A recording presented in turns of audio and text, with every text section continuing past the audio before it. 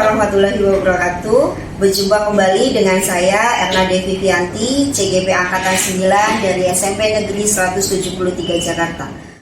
Pada kesempatan kali ini saya akan melakukan wawancara di sekolah tempat saya bertugas di SMP Negeri 173 Jakarta. Bersama saya sudah hadir Bapak Kepala Sekolah SMP Negeri 173 Jakarta, Bapak Pondidin MPD. Assalamualaikum warahmatullahi wabarakatuh, Bapak. Waalaikumsalam warahmatullahi wabarakatuh, Bu Erna. Bagaimana kabarnya hari ini, Bapak? Alhamdulillah sehat ini, Bu Erna. Mudah-mudahan Bu Erna juga sehat ini. Alhamdulillah, Pak. Mohon izin, Pak, untuk melakukan wawancara. Di sini saya mendapatkan tugas untuk melakukan wawancara kepada Bapak terkait dengan pengalaman yang sudah Bapak lakukan atau Bapak terapkan di sekolah terkait dengan dilema etika, di mana di sini ada dua keputusan, Pak. Keputusan yang diambil adalah keputusan yang memang sama-sama benar, Pak. Gitu ya, Pak ya. Nah, ini kita langsung saja ya, Pak ya. Untuk yang pertama itu bagaimana Bapak mengidentifikasi atau mungkin pengalaman yang sudah pernah Bapak lakukan atau Bapak alami di sekolah terkait dengan dilema etika, Pak? Adakah kasus-kasus yang berkaitan dengan dilema etika yang mungkin pernah atau Bapak selesaikan di lingkungan sekolah? Terima kasih Bu Erna atas pertanyaannya. Jadi begini Bu Erna, memang di sekolah ini pernah saya menangani sebuah permasalahan atau persoalan. Itu ada salah seorang teman guru yang dalam tugasnya itu kurang disiplin. Nah, kurang disiplinnya itu memang tempat tinggalnya jauh begitu ya, sehingga sampai ke sekolahan itu sering terlambat. Nah, akan tetapi melihat dari segi jaraknya, segi fisiknya gitu ya, kita terkadang kasihan ketika akan mengambil keputusan yang dalam tanda kutip keputusan itu berat begitu. Nah, sehingga kita menimbang-nimbang kira-kira apa yang harus saya ambil keputusan itu. Nah, ini terkadang yang memang dirasa-rasa itu terasa berat begitu ya. Akan tetapi keputusan itu harus saya ambil begitu ya. Nah, sehingga harapannya setelah saya ambil keputusan itu teman saya itu ada perubahan begitu ya. Nah, saya itu begitu. Jadi pada kasus yang sedang Bapak alami ini terkait dengan yang pertama, bagaimana beliaunya atau si guru ini sering tidak hadir ke sekolah, kemudian karena terkendala dengan jarak dan ada sesuatu mungkin ya Pak ya. Tapi juga bagaimana kita kalau di sekolah itu kan banyak anak-anak yang ditinggalkan sama beliau. Di situ juga kita ada perasaan kasihan, tapi juga ada peraturan yang harus atau tanggung jawab yang harus dilakukan, harus dipatuhi oleh guru tersebut ya Pak ya. Pertanyaan selanjutnya Pak, bagaimana Bapak menjalankan pengambilan keputusan terutama untuk kasus-kasus yang tadi ya Pak ya, untuk kasus yang dilema etika yang benar dan benar. Pada satu sisi memang ini adalah sesuatu yang harus ditaati, merupakan tanggung jawab dari guru tersebut, tapi di satu sisi memang itu adalah bentuk rasa ada rasa kasihan karena kita ada sesuatu di belakang yang memang mengharuskan beliau ini untuk tidak hadir. Baik.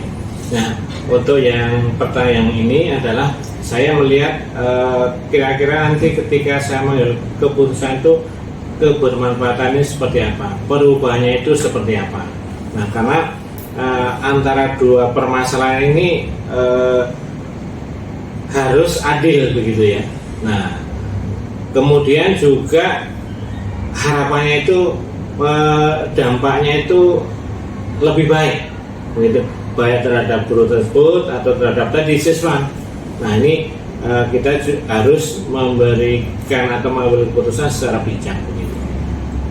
Kira-kira langkah atau prosedur apa yang bisa Bapak ambil untuk kasus tersebut, Pak? Nah, langkah-langkahnya adalah langkah-langkahnya ya? Iya, langkah-langkah atau prosedur.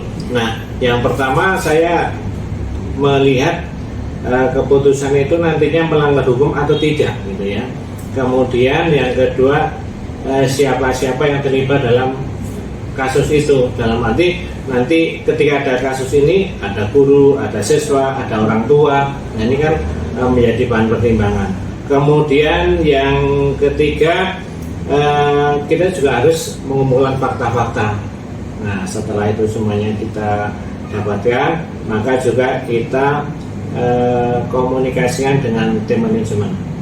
Nah, setelah itu baru kita mengambil keputusan bersama tim manajemen bahwa keputusan itu berarti bukan hanya dari saya saja, tetapi juga ada masukan-masukan dari teman-teman tim manajemen. Begitu. Berarti ada kolaborasi ya Pak? Persis, Ya, Pak. ya. Baik Pak, pertanyaan selanjutnya, hal-hal apa saja yang selama ini Bapak anggap efektif dalam pengambilan keputusan pada kasus dilema etika yang tadi Bapak sebutkan? Jadi menurut saya sih efektivitas itu jika memberi manfaat terhadap semuanya, begitu ya. Kemudian yang kedua, ada perubahan dalam arti si guru tersebut juga berubah lebih baik lagi, ya. Kemudian juga anak-anak terlayani, gitu ya.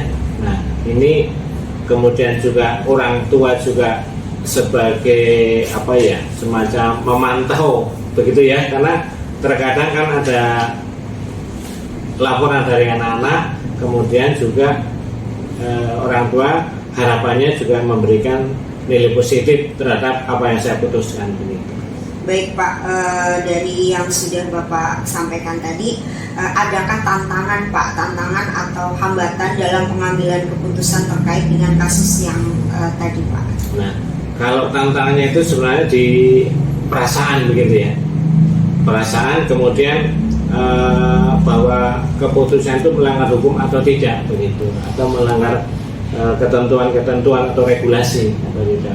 Nah, ini yang terkadang memang dua sisi ini yang menjadikan tantangan bagi saya untuk memberikan keputusan. Akan tetapi itu juga harus diambil keputusan. Jadi tidak hanya main perasaan saja, tetapi harus memberikan keputusan yang terbaik tadi seperti di atas bersama teman-teman.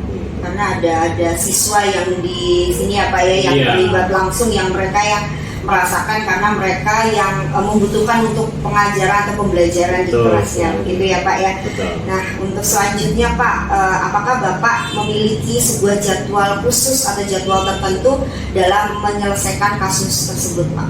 Baik, kalau jadwal khusus tidak ada, karena tergantung kasusnya itu muncul kapan dan di mana, begitu ya. Hanya dalam rapat-rapat, dalam pembinaan itu kita sampaikan, gitu ya.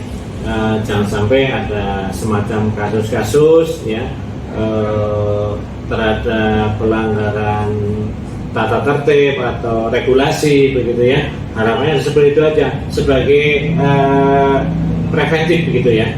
Tetapi kalau jadwalnya ini tidak ada.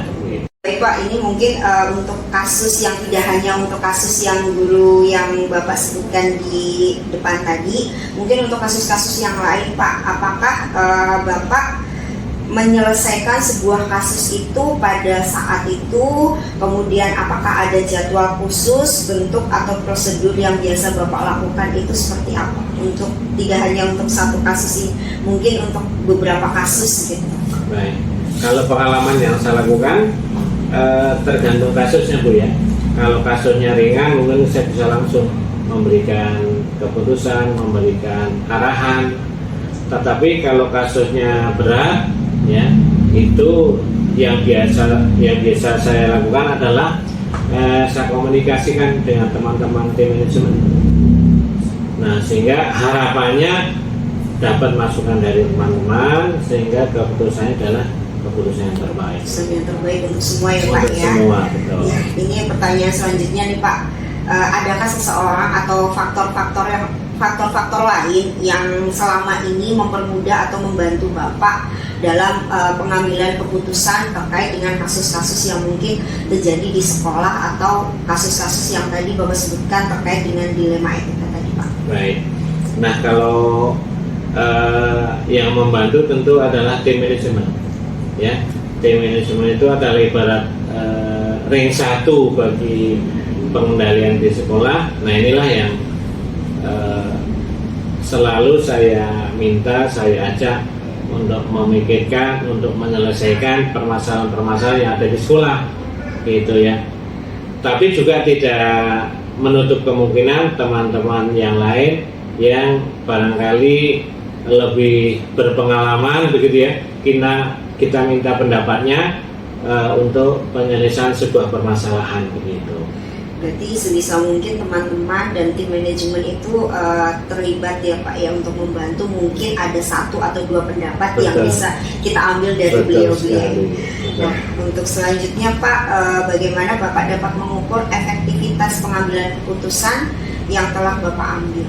Nah, saya melihat begini, kalau misalnya setelah saya putuskan terkait dengan permasalahan tersebut, apakah ada perubahan positif atau tidak? Nah, ini kita lihat seperti itu, kita monitoringnya pun juga mungkin saya tidak sendiri ya, mungkin dengan wakil, begitu ya. Kita beri tugas untuk sama-sama monitoring kira-kira perubahan apa dari kasus itu setelah kita kasih keputusan, begitu.